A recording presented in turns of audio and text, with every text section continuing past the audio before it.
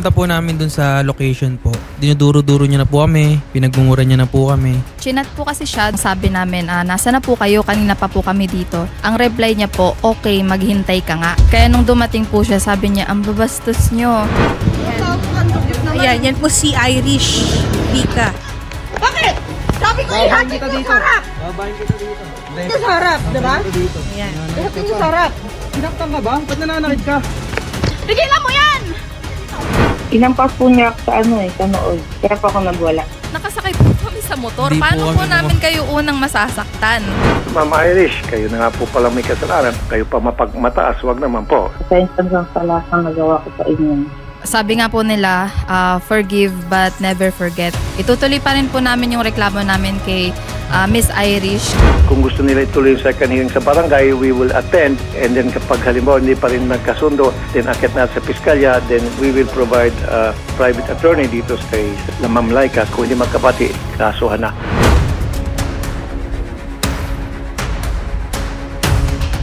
Kayo sir, ang talagang food panda rider. Si ma'am parang nasama lang. Ba't ba kayo nandoon that time, madam? Sumama lang po kasi wala po akong pasok nun eh. Parang magde-date lang sana, sasamahan ko lang siya sa biyahe niya, lalo na gabi na nun, tapos ganun pa yung nangyari. So, doon sa video, narinig natin siya yung unang sumugod. Nakita naman, narinig din natin. Sabi niyo, ma'am, sinabunutan ba kayo? Paano ang ginawa niya sa inyo, ma'am? Bali, nung una, nakasampa pa nga po ako sa motor. Punta siya sa gilid namin, tapos hinitak niya yung buhok ko, kaya na out of balance ako. Tapos yung pangalawa po, yung sinasagot-sagot ko siya habang nagbibideo ako, sinugod niya po ako. Una niya pong hinatak yung buhok ko pa ganito. Tapos, naglalakad siya palayo, so nakaladkad ako, kaya na out of balance ako.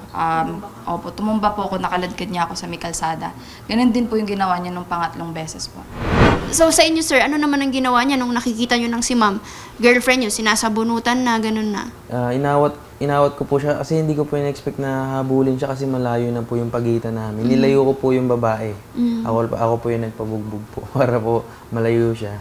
So, yung inaawat na po siya ng kapatid niya, talagang tumatakbo po siya, hinabol po talaga si Laika para ano. So, parang ikaw talaga yung pinag-iinitan niya, ma'am? Talaga yung Oo, target. talaga. Lalo na kasi ako po yung nagbi-video kaya ako po yung pinag-iinitan niya, puntahan, saktan. Okay. So, ngayon, ano ba itong mga orders niya, sir? One piece chicken, may ano po, tapos Burger steak, may drinks. Worth of 500 pesos plus yun. May ganun. So, worth 500. Ngayon, dito na tayo sa wrong pin location. Na-inform ba kayo, sir, nung papunta kayo na wrong pin? Hindi po. So, paano niyo lang nalaman na wrong pin nung nawawala na? Hindi niyo siya Hindi po, malapit? nung pagka ano po, automatic po yun pagka panda rider ka. Pag nakita mo yung pin nasa gitna ng court, automatic po wrong pin na po yun. Kasi wala naman pong bahay dun sa loob ng court, sa gitna po siya nakaano. So kami po, dinignan namin yung mga bahay, inisa-isa po namin. Wala naman po talagang Tsaka po nagsisigaw kami dun sa mga bahay sa paligid ng court. Opo. Nagsigaw kami, lalo na madaling araw na nilalakasan namin boss kasi baka nakatulog. Opo. Tapos wala talagang lumabas na tao nun. Okay. So, sabi niyo, ma'am, nag-antay kayo parang halos 30 minutes. So, eto na, nung lumabas na siya, sabi niyo, dumating na siya, ma'am, no? At nagkapalitan kayo ng conversation kung nasaan na, lumabas na siya. So, sinabi niyo po na lasing. Lasing siya. Kasi magkaiba yung nakainom sa lasing. So, kung i-evaluate niyo siya that time, ma'am, lasing talaga. Lasing po talaga siya. Kasi grabe yung emotion niya, yung galit niya nung lumabas na siya sa amin. Kaya hindi lang yun basta nakainom lang, na parang tipsy lang, ganun. Talagang nagmaoy na siya.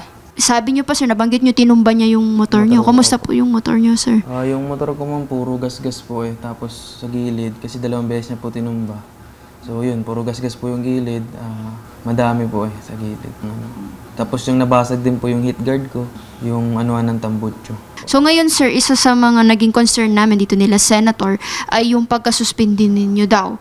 So ano ba ang rules ng Food Panda? Bakit daw po kayo nasuspend, sir?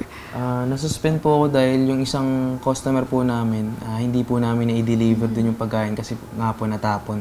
So, nasuspend po ako dahil doon, dahil bayad na po yun. So, hindi ko na-deliver.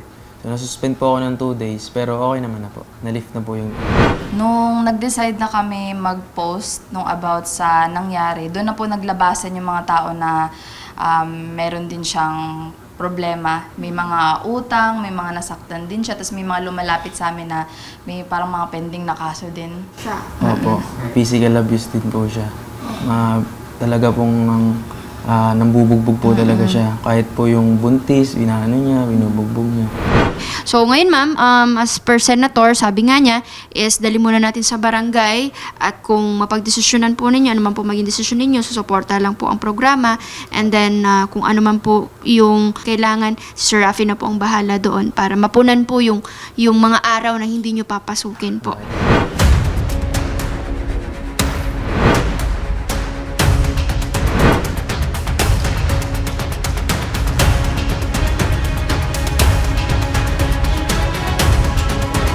So, ma'am, tanong lang namin po nila Senator, bakit po ba humantong sa pananakit na pwede namang pag-usapan?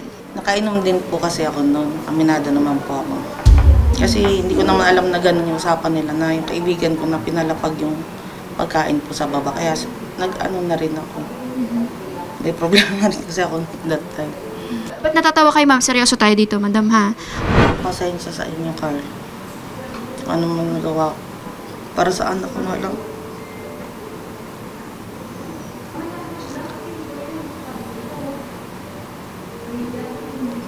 Sorry. Kung ano man yung nadamig ko sa inyo. Babayaran ko na lang din. Patawad.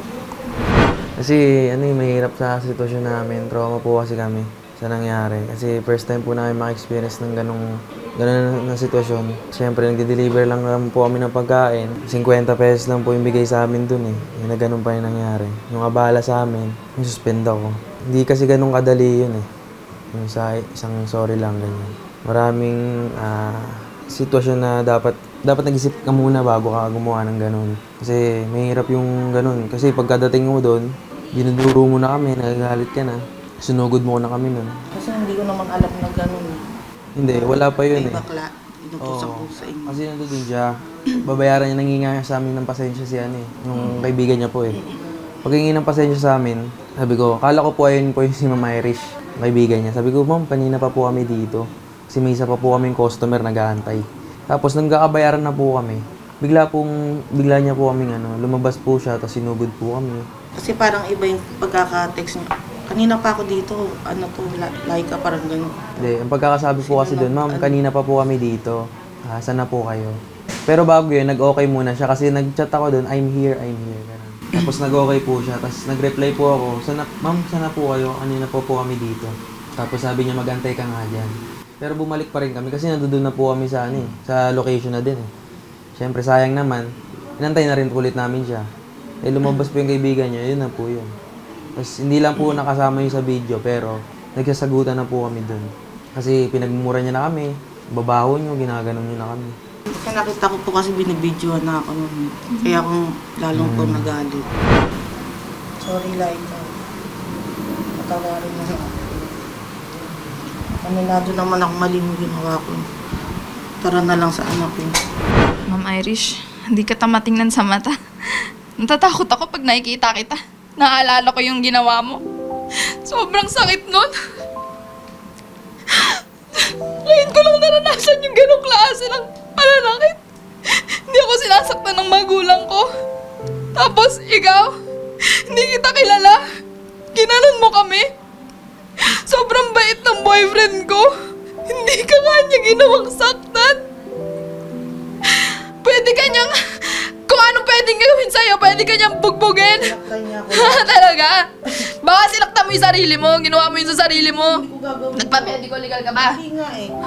Dapat ginawa mo. Hindi ka nga namin sinaktan, hindi kami gumanti sa'yo. Tapos ikaw pa matapang ngayon, sasabihin mo para sa anak mo. Hindi, te. Ha? Hindi ka naman talaga sorry. Hindi ka naman talaga sorry sa ginawa mo eh. Kung hindi pa mararapi tulpo, hindi ka naman magpapakita sa amin eh. Kaya nga pinost namin yun eh. Eh sorry na lang sa kanya. Ginawa mo yun para sa kanya eh. Sana inisip mo siya bago mo gawin yun. Di ba? Tsaka dapat kung may anak ka, dapat di ka nagiinom. Alam mo na may order ka eh. Dapat responsibility mo na babain kami agad. Kasi alam mo na may order ka eh. Nandun na tayo sa lasing ka. Sana alam mo, ginagawa mo pa rin. Di ba? So, nandun na tayo sa sitwasyon. Tuloy pa rin po kami sa kaso namin kasi makita naman natin na trauma po talaga kami. Patawarin mo na ako. Nakikiusap ako sa'yo, parang awa mo. Gusto mo, lumuot pa ako sa harap mo. Nakikiusap lang ako sa inyong dalawa. Ganyan ka pa mag-sorry, di pa namin nakikita yung sincerity mo. Yun, tuloy po pa rin kami kasi hindi namin nakikita yung Pasensya na, pero ganun ang desisyon namin eh. Sa totoo lang, te, nung araw na sinaktan mo kami, inasikaso namin agad lahat. Sobrang galit namin sa'yo. Yun na lang yung way namin ng pagganti. Alam mo, pinilit namin dun sa police station. Nagmakaawa kami sa kanila para hindi dalhin sa barangay kasi ayaw na namin dumaan sa barangay. Ayaw ka na namin makita. Ayaw ka na namin makausap. Gusto namin kasuwang ka na agad nang hindi ka namin nakikita. Yun yung gusto namin mangyari. Tapos ganyan pa yung makikita namin sa'yo. Ganyan pang sorry, tapos tumatawa-tawa ka pa. Magpudang mamakaawa naman ako sa inyo kayo. Kahit lumut ako sa harap ng dalawa.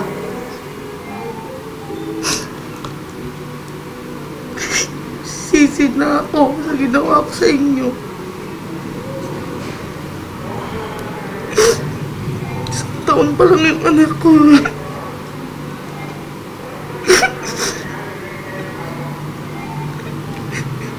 Parang yun na ako. Nakikiusap ako sa inyong dalawa. Sorry talaga. Sir, magkano po ba damages and dun sa motor, dun sa hindi nyo na ipasok? Nasa 7.5 po, yung labor pa po na siguro abutin ng 9K ganun. Yung araw pa po namin, yung araw na-suspend, halos na-suspend po ako, isang linggo rin po ako hindi bumiyahin. Dahil inaasikaso po Ang per day nyo, 1.5, sir, no? Mababa po yun. Ilang days yun, sir? Halos 1 week po yun. 7 days pa. 7 days. More or less, magkano po yung total natin, sir? 6,300. So, nasa 20, sabihin na natin 26,000. Siguro, kaya ka namin patawarin pero hindi pa completely para i-atras namin yung gusto namin mangyayari. Grabe trauma yung binigay mo.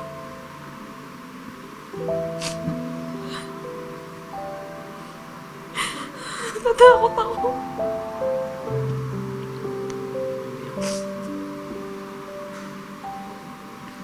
Nagagalit ako. Nagagalit ako sa'yo. Bakit kailangan namin maranasan yun? Gusto ko lang samahan yung boyfriend ko. Kaya sorry. Sorry kasi hindi ka namin kayang patawarin ba ngayon. Hindi ko kaya.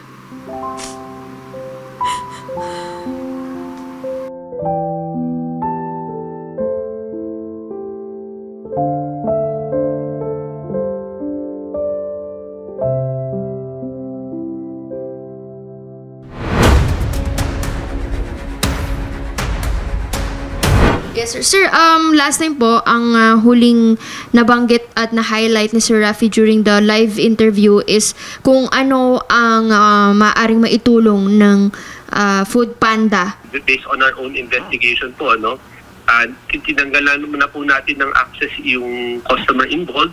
Hindi na po siya makapagamit nung aming Food Panda app. And kumbaga, yung potential loss of earnings from those 2 days, we will be compensating that po.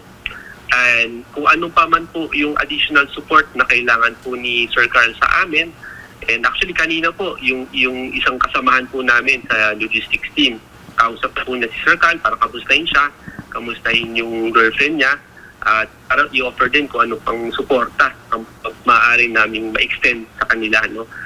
Maraming salamat po sa tulong na ibibigay nyo sa amin. Yun, ang maganda dito, ban na si Miss Irish sa paggamit ng app ng Food Panda. So right now, sir, kumusta? Nakakapag unti-unti naman ay nakakapag-delivery na po kayo? Opo, sundot-sundot lang po, pasulpot-sulpot lang. Hindi po siya full-time, so pa isa-isang schedule lang po. Para po kasi masyadong traumatized po talaga eh. Sige ma'am, again, tulad naman po na pinangako ni Sir Raffy, whatever po na inyong decision against kay Irish, suporta po si Sir Raffy. Thank you po. Maraming salamat po.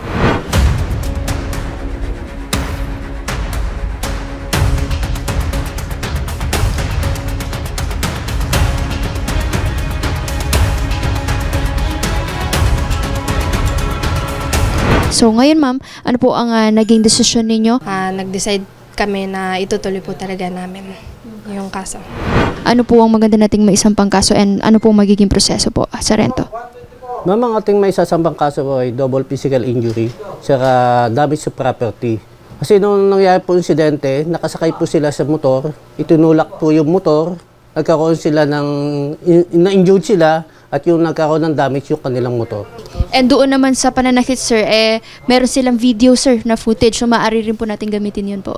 Opo, ma'am, yung mga ebidensya o yung video po, magiging nating pinaka-witness sa incident. Kung wala mang personal na nakakita, yung pinaka-ebidensya natin yung video na view nila, na nakunan nila yung insidente. Kukunin po natin silang dalawa ng sinumpang salaysay para may pahil natin sa korte yung demanda.